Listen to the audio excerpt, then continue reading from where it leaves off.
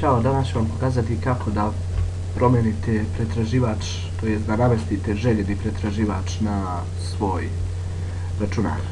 Znači, ja ću vam sada pokazati na Google Chrome, a to se može raditi naravno i na svim ostalim pretraživačima. Znači, idemo na Google.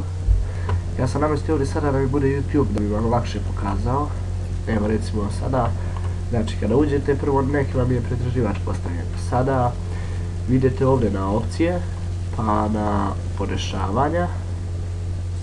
Zatim kada vam se ovo otvori, piše vam ovdje pri pokretanju, otvori određenu stranicu ili skup stranica. Ako vam je nešto odavde, znači štiklirano drugo, mora vam biti ovo štiklirano. Kliknete ovdje na skup stranica i evo ga ovdje piše www.youtube, to isključite i ovdje kucate www.google.com i znači idete na potvrditi. Ništa, zatim izađete iz svega, ponovo uđete i eto ga, namestili smo Google. Hvala vam na pažnji i lajkujte i subscribeujte.